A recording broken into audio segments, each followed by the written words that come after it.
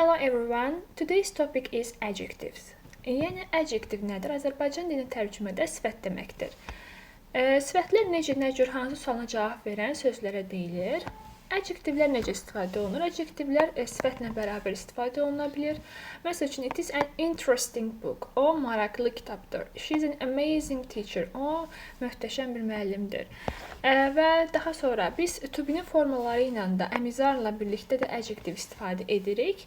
This book is interesting. Bu kitab maraqlıdır. This teacher is amazing. Bu müəllim möhtəşəmdir. Her eyes are dark. Onun gözləri tündür. Və daha sonra bilirik ki, biz feillərin yanında zərf istifadə olunur. Yəni, zərf və feil bunlar ayrılmaz ikilidirlər. Sifətlə də isim. Lakin bu sözlərə diqqət edin. Feel, look, smell, sound, taste. Baxın, burada duyğu üzvləri də var. Deməli, feel hiss etmək, look baxmaq, smell qoxunu hiss etmək, yəni sound səslənmək, taste də dadmaq deməkdir. İndi burada görürsünüz, deyir ki, your idea sounds interesting. Mən burada zərf yox, sifət istifadə etmişəm. Yəni, zərfləri əslində biz necə ly ilə düzəldirik də. Yəni. Amma sırf bu sözlərlə biz adjective istifadə eləməliyik. Deyir, sən ideyan maraqlı səslənir. Sonra, this soup tastes horrible. Bu soup yəni, dəhşət dərəcədə bərbad dadır.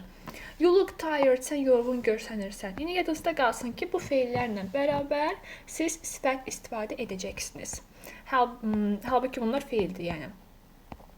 Və növbəti bir şeydə ki, sifətlərin cəm versiyası yoxdur. Favorites olmaz, blues olmaz. Azərbaycan dilində bildiyiniz kimi göylər, nə bilim, qaralar, sevimlilər. Yəni, bu formada istifadə edə bilmərsiniz sifətləri. Superlative adjectives, yenə üstünlük dərəcəsidir. Bizim comparative adjectives var, yəni müqayisə dərəcəsi var. Bir də ki, superlative var, yəni bu da üstünlük dərəcəsi deməkdir. Üstünlük dərəcəsi necə düzələcəkdir? Üstünlük dərəcəsini düzəlmək üçün biz əgər sifətimiz tək hecalıdırsa, bir hecadan ibarətdirsə, biz sonuna est şəkilcisi əlavə edəcəyik. Gördüyünüz kimi est. Əgər çox hecalıdırsa, onda bizə lazım olacaq most. Most olacaqdır lazım. Deməli, və fikir verdinizsə, tək hecada da, çox hecada da burada z var. Görürsünüz, hamısında z var. Demək ki, nədir? Biz sifətin önünə z-ni qoymalıyıq üstünlük dərəcəsində. Bu mütləq bir qaydadır. Z-siz olmaz. Z-ni qoyursunuz, sonra tək hecalı, yoxsa çox hecalı olduğuna baxırsınız və ona uyğun da seçirsiniz. Məsəl üçün, müqayisə dərəcəsinə gəlib birlikdə baxaq. Bir hecalıdır. Old yaşlı deməkdir. Oldur daha yaşlı. Şəkilçisi qoşurduq müqayisə dərəcəsində. The oldest olduqda isə ən yaşlı nəzərdə tutacaqdır. Baxın, görürsünüz, tək hecalıdır və est şəkilçisi əlavə edilir. Sonra və yenə vowel consonant, yəni sait-samit ardıcıllığı varsa sifətlərdə tək hecalı olduqda biz məsəl üçün, baxın, söz tək hecalıdır və görürəm ki, sonunda sait var, sonra samit gəlib. Demə, mən nə etməliyəm? Bu samiti 2 dənə deməliyəm, t-nı 2 dəfə deməliyəm. Başqa çarəm yoxdur. Müqayisə dərəcəsində olub the hotter, daha isti. The hottest olanda ən isti deməkdir. Görsün, yenə orada t-tını qoşmuşam və tək hecalı olduğuna görə est şəkilcisi qoşmalıyam. Sonra, y-ilə bitənlər eyni şeydir. Y-ni silirsiniz, yerini i yazırsınız, sonra da şəkilçisinizi qoşursunuz. Baxın, müqayisədə də həmin şey olubdur, üstünlükdə də eyni şey olur. Healthy sağlamdır, healthier, y-ni silib, yerini i yazıbdır. Y-ni silib, yerinə i yazıbdır. Sonra da götürübdür, üstünlük dərəcəsində yenə y-ni silib, yerinə i, e, s, t, yəni şəkilçisini qoşursunuz. Y-nin yerinə mütləq orada i olmalıdır. Sonra da öz hansı dərəcədə olduğuna görə, yəni hansı dərəcədə qurmaq istəyirsinizsə sözünüzü, müqayisə edirsə əgər, üstünlük dərəcəsindədirsə, est qoşacaqsınız və z mütləq başında olmalıdır. Baxın, z healthiest. Sonra çox hecalı olduqda görürük ki, deyirik ki, bu çox hecalıdırsa, mən buna şəkilçi qoşmuyum. Şəkilçi qoşub bunu bu qədər də uzatmayım. Ona görə söz qoşursunuz. More, baxın, müqayisədə more famous olur. Üstünlük dərəcəsində the most famous olacaqdır. Görürsünüz, the most famous, mostla.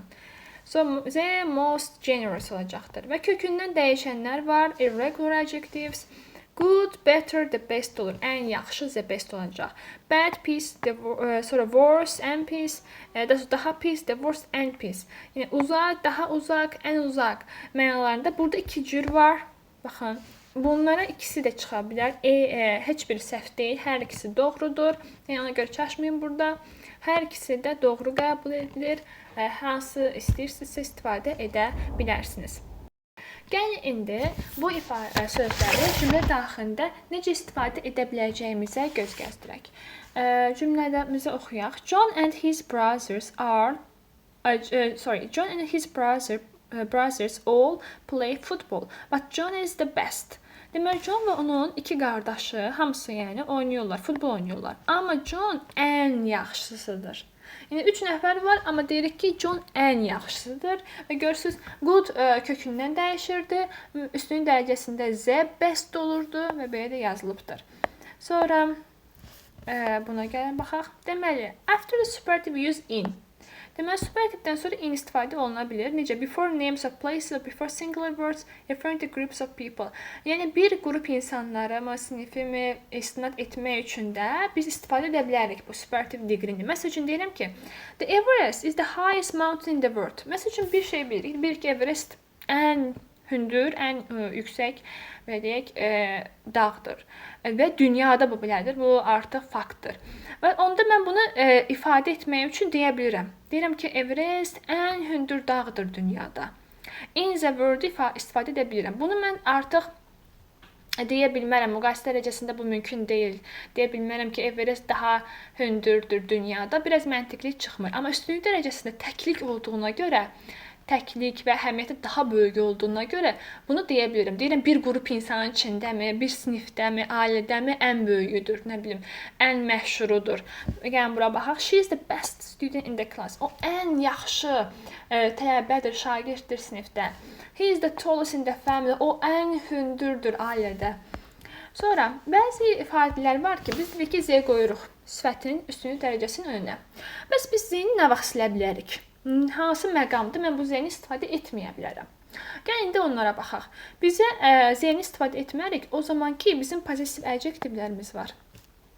My, your, his, her, their, our, bunlar varsa, mən possessive adjectivlər, yəni onları yadınıza salın. Deməli, əgər bunlar varsa, mən onda Z-ni istifadə etmərəm. Çünki iki dənə şey nəyimə lazımdır? Birini istifadə edim deyirəm. Sonra da possessive-in S-i varsa, yəni yəyək halı varsa da, yəni bunlar hamısı yəyək halının bir göstəriciləridir. Yəyək halı varsa, mən yenə bu Z-ni istifadə etmərəm. Deyirəm ki, he is the best. O ən yaxşısıdır. Normal bir Z ilə olan ifadə. Sonra, deyir ki, this is my most expensive jacket. Deyirəm, bu mənim ən bahalı jaketimdir də, yəni gödəkçəmdir.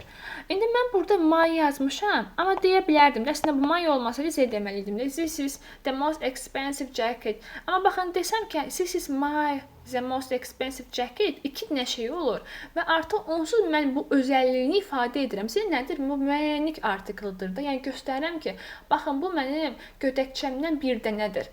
Bu mənim üçün önəmlidir. Artıq mən onsuz bu mənim sözünü istifadə edirəm deyə mənə Z artıq ehtiyac qalmır. Ona görə Z-ni atıram kənara. Sonra, this is Paul's best friend. Bu, Paul'un ən yaxşı dostudur. Əslində olsa, məsəl üçün, Paul olmasaydı, this is the best friend, məsəl üçün, bu ən yaxşı dostdur deyərəm. Amma artıq mən bilirəm də, Z-ni deməyə ehtiyac yoxdur. Z müəyyənlik bildir, axı da, yəni özəl bir dostdur.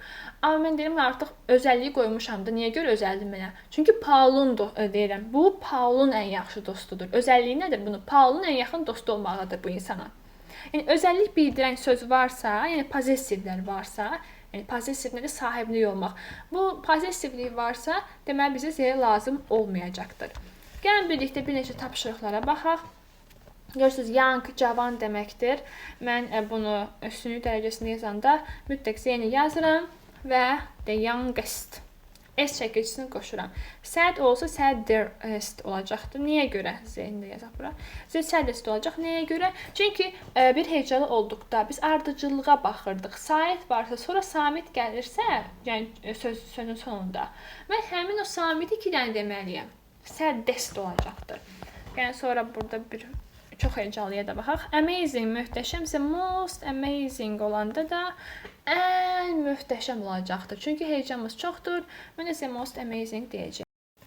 Və irregular adjektivlər var ki, qaydasız sifətlər var. Bunların da kökdən dəyişir. Bunları əzbərləmək lazımdır.